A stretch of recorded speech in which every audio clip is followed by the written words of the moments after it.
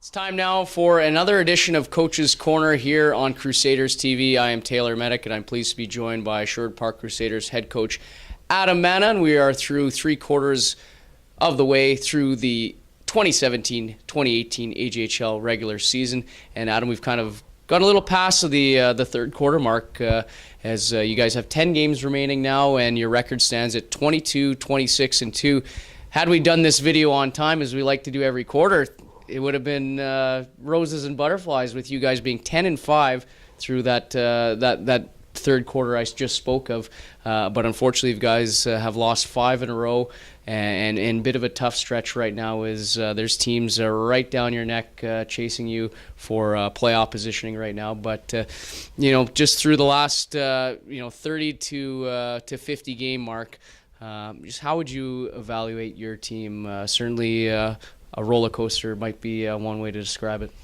Yeah, it was like you mentioned there. We'd won 9 out of 12 that I know of, and we were red hot. Things were going real well. It was probably from the Drumheller trip on. That's when we really started to turn the corner, and it was very encouraging to see, and it looked like the guys were really bought into what we needed to do in terms of winning hockey games. And then now we're on a little bit of a tough stretch where we've lost 5 in a row, like you said, and it hasn't been good. It looks like we've forgotten everything that we were doing right during that during that real good win streak, and we haven't been able to get it back. So there's obviously some variables there with Ben McLeod being out for the last 8 games, and Brinsda getting hurt leaves Vogel in the pipes by himself, and he might be getting a little bit burnt out. So there's a combination of things that are playing factors, but really again, there's never any excuses, and we have to find ways, and we have not been doing a good job of that through the last 5 games or so. So we gotta really figure it out and pick it up here, because we only have 10 games left to make it right before the playoffs start. Yeah, and you touch on Brandon Vogel in goal. I mean, you talk about that Drumheller trip where you guys go down to Olds. In that span, he's playing fantastic hockey for you guys, giving you a chance to win. I mean, he almost made 50 saves against Spruce Grove in the last game before the holiday break. Won't ask you specifically about Brandon because you kind of just touched on it. Maybe he's getting the workload a bit much right now. But are you sensing, with the young group that you have, maybe you guys are in a bit of a burnout phase? Not to say that you guys are done, the tank's empty, but everyone's kind of in uncharted territories that's playing in the AJHL for the first time this year, because you get 34 games at midget. You certainly surpassed that and a lot of those guys have played more than 35 games this year as rookies. Are you sensing maybe it's just right now guys could be a little tired, but at the same time there's still a lot more to give? They're just in a spot where this is kind of the neck and grind of the AJHL regular season.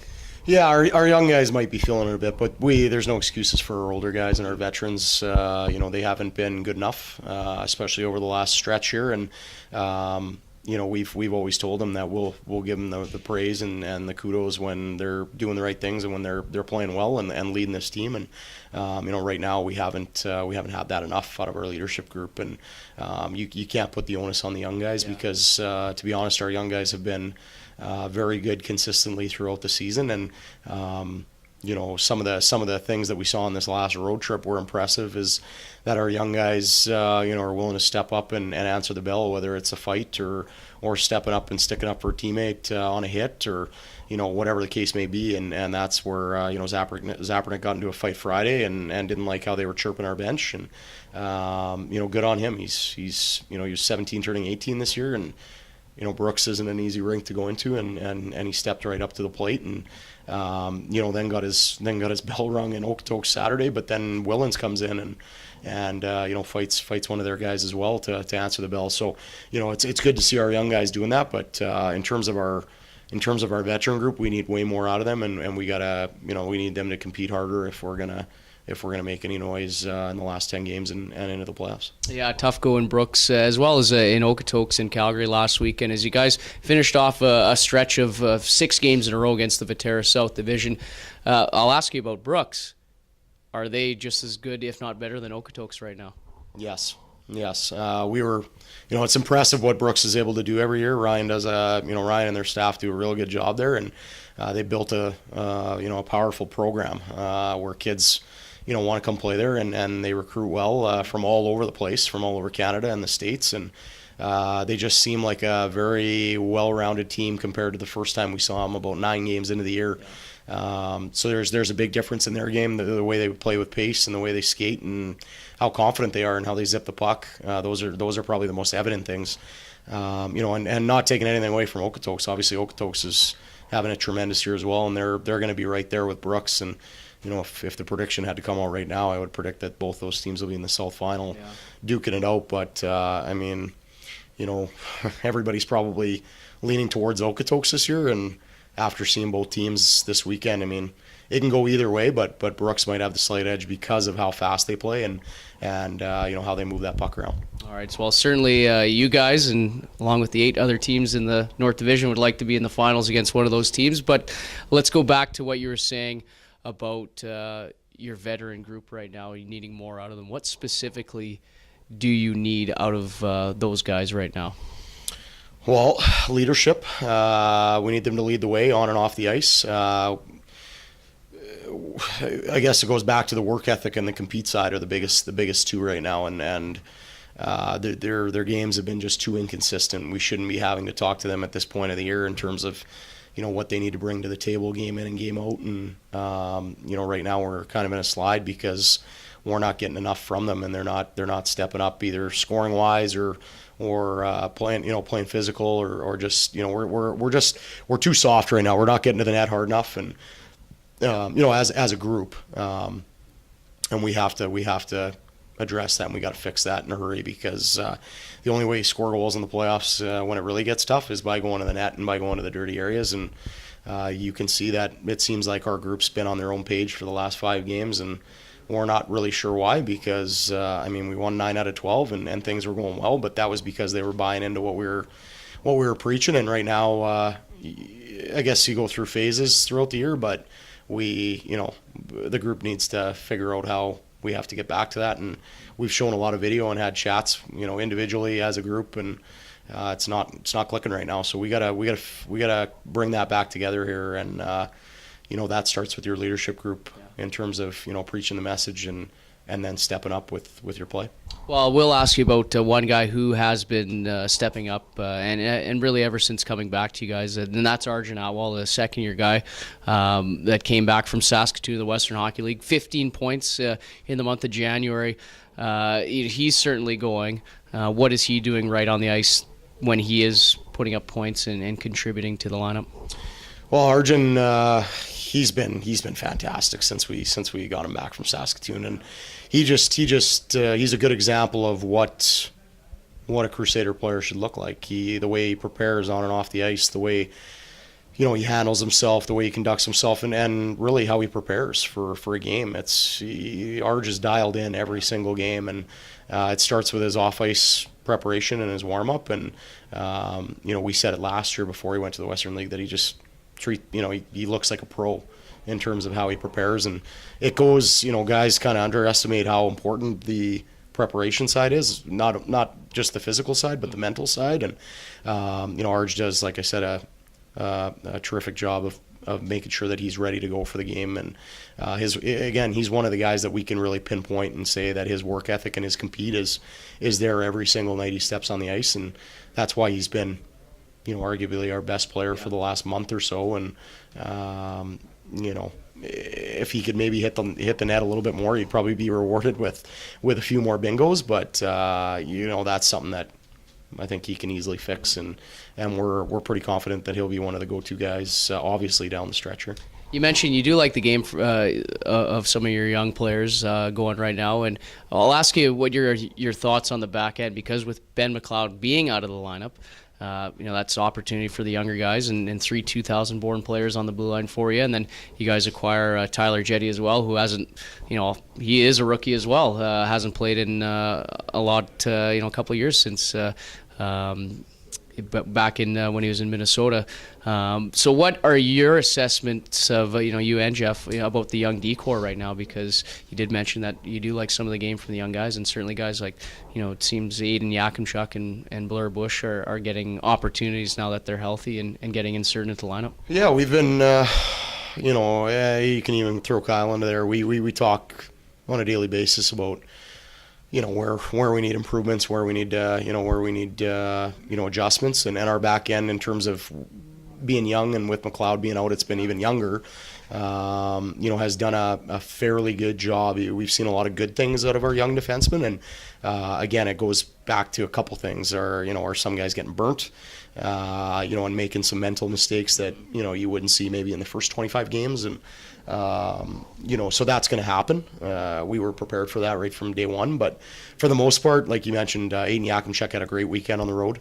In this last 3-3, he made some real good plays, some real headsy plays, and you can see the potential is going to be there for him, as he gets older, 18, 19, 20. And Michael Bentz, same way. Bentz, wears his heart on his sleeve, plays hard every shift, and really competes out there and doesn't back down from anybody. It's impressive for being a 17-year-old. We know he's a big guy out there, but for being 17, he doesn't back down from a challenge. And Bushy has barely played 20 games this year. I think he's somewhere right around that mark. And for a guy that hasn't played 20, again, you can see the potential in Bushy in terms of the way he moves the puck, the way he escapes from pressure, and some of the plays that he's able to make. So all of our young defensemen have done a pretty good job overall. And again, Jetty coming in as a 19-year-old has really solidified things on our back end when McLeod is in the lineup. And even when he's been out, he's done a good job of holding the fort down for us. And even for him,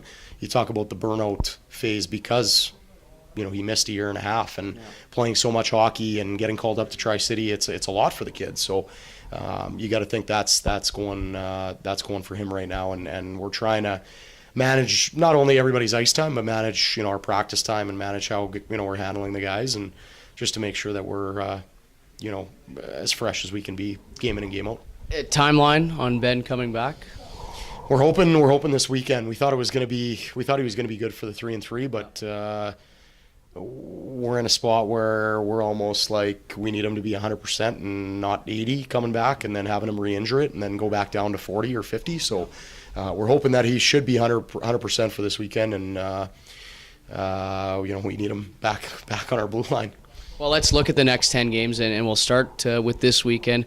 It almost seems it's maybe a bit of a gut check time, or just a perfect weekend to get your rivals in the Bonnyville Pontiacs and a team that you certainly like playing in the Fort McMurray Oil Barons here at home this weekend. You played Bonnyville fantastic, their only visit so far, and Fort McMurray you played well all year long, including getting a win up at the Casman Center. Is this maybe a chance to gauge, to see really what your team is made of right now? Yeah, it's going to be a good gut check, time for us, good character test, because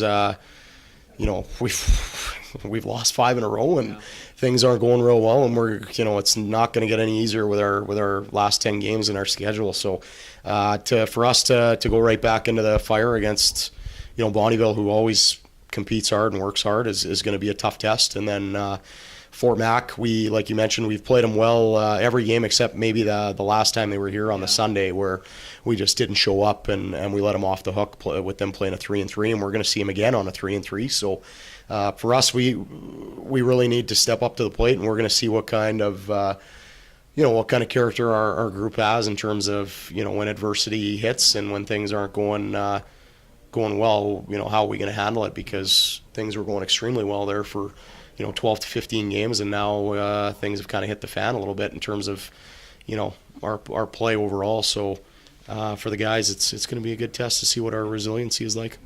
The saving grace, I guess, is that Grand Prairie hasn't been winning as well, so you're still 3 back of them in the standings, but Lloydminster right on your heels, and Bonnyville would probably say they'd like to be in that conversation as well, trying to get to that 5th spot for that 4-5 matchup, and you guys still wanting to get home ice for that first round in the AJHL playoffs. Lloyd is kind of maybe the only team that's really going right now. I mean, other than the top teams in Fort McMurray and Spruce Grove, even though Whitecourt has hit a bit of a bump. Lloyd's going right now, and you get 2 more games against them. You see Bonnyville twice after this interview. There's lots of good hockey to be played in the last 10 games here. Yeah, it should be. Well, we're hoping it's going to be a fun ride, and we're hoping that the last 10 games are going to be exciting. And for us, again, it's going to be good for our group to really have to play in, meaningful games in the last 10 in terms of our playoff positioning and whether we want to finish 4th or 5th or 6th. And obviously, you're hoping for best case scenario, which would be 4th and getting home ice, but. We still have 10 games to make up for what we've done here over the last 5. And like you said, GP has fortunately been struggling, but Lloyd is now nipping at our heels. So, it's going to be very competitive. And obviously Lloyd feels that they can climb right up there, whereas maybe a couple of weeks ago they thought they were well out of it, being 10 back or so. So, but that's how things can change on a dime, and you really got to make sure that you don't fall into one of these slumps or one of these streaks. And for us, we just have to make sure that we take it a game at a time and just concentrate on, getting better and playing a consistent game for 60 minutes. You're going to get the Calgary Canucks once more. I don't know if you're going to have that circled on your calendar because of what happened when you were down in Calgary against the Canucks. Feel there's going to be some redemption on the line. Certainly, I'm sure on your mind, but hopefully the players come that game. Not wanting to look too far ahead, but that might be one you have circled on your calendar. Yeah, well, it's our last... I believe it's our last South opponent of the season. So, we tell the guys that the South games are the games that you need to try and win to gain some points on your North Division rivals. But, we haven't been able to do that. We were very good against the South at the beginning of the year, and it's kind of tailed off now in the last little bit. In Calgary that weekend, we play a heck of a game in Canmore and grind that one out and find a way to win. And that was probably our last, I guess, good game, over the last 7 or 8 here. So in terms of the Canucks, we just didn't show up in that game in Calgary, and we were just brain dead. And when I say brain dead, we just weren't making good decisions. We were letting guys behind us, giving up too many chances that way, and we were undisciplined. So Calgary's got a pretty good forward group and a pretty good team overall, and that's why they've all of a sudden jumped into 4th in the South. So you can't take anybody lightly in this league. We've said it 100 times, and it's going to be not only them, but the rest of the sched's going to be tough. Yeah, actually, I wanted to ask you that. You guys are the lowest penalized team in the league when it comes to giving up power play opportunities. Discipline's kind of been an issue, especially the last 5 games. How much is that being relayed to the players and saying, hey, we did a real good job of staying out of the box. Now we're not, and look what's going on. Yeah, things are going south for us in a hurry. Couple that with our power play not clicking right now, and it going through a rough patch, which again, would you rather it happen now than in the playoffs? Yeah, but again, it's almost gone on too long where we got to figure it out and get it going. But our power play penalty kill, and like you said, it's a really good thing that we're number 1 in the league in terms of least penalties. But like I mentioned at the beginning, we've kind of been on our own page for the last 5 or 6 games, and the undisciplined part goes with that, and that goes with the power play and not making good decisions and not sticking to the structure. And those are all things that we're going to have to fix here down the stretch if we're going to want to win, and that starts with buy-in from the group. We asked you about Ben McLeod, timeline on him. Now it's time to ask about Josh Brinza, because you mentioned Brandon Vogel seeing a lot of action. When do we see Josh back in between the pipes for you guys? If you're at liberty to discuss that. We're hoping best case scenario is going to be March 1st, right before we play the last 2 games of the year against Spruce. But he kind of told us that's best case scenario if things go well and his ankle heals the correct way. But if it doesn't, then we might not even have him till the first round of the playoffs. So and then it's tough because he hasn't gotten in any game action, and he's going to have to catch up in a hurry. So we'll have to see how that's going to go and see how his progress is. But minimum March 1st for Josh. All right, and then ending the season with a home with Spruce Grove. How exciting is it? B, important is it to get those type of intense games right at the end of the year, a real good test before the playoffs, because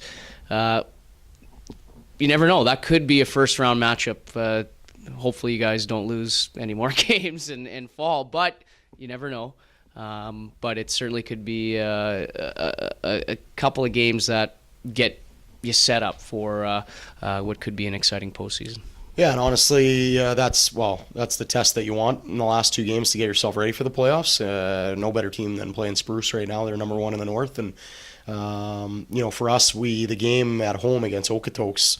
And again, Okotoks is the best in the South right now, so really good measuring sticks in terms of where we're at. But the first 40 minutes against Okotoks at home, we said if we skate like that, we play with pace and we play that type of game, we can play with Spruce Grove, we can play with Okotoks, we can play with Brooks. But again, it goes back to that consistency factor. And in that Okotoks game where we lost 8-5, we played a real good 40, and then we just lost it in the third, and they took over. So that has kind of been resemblant of how we played Spruce in terms of that third period. Reminded us that Spruce has taken it to us in the 3 games because we haven't been able to again buy into the things we need to do against those top end teams and play fast and play with pace and manage the puck and then play a heavy game. And that's something that we've really been lacking. Like I mentioned, is our compete and our lack of playing physical and heavy against these top end teams. It's just if you get into a shinny game with them where you're going to be soft, they're gonna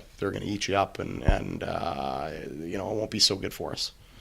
Yeah, no, you're absolutely right. Well, it should be an exciting final 10 games as you make the run to the playoffs, and we definitely will do this again at the end of the year and tee up the first round matchup, whoever that may be and wherever that may be. Adam, thanks a lot for another Coach's Corner here on Crusaders TV.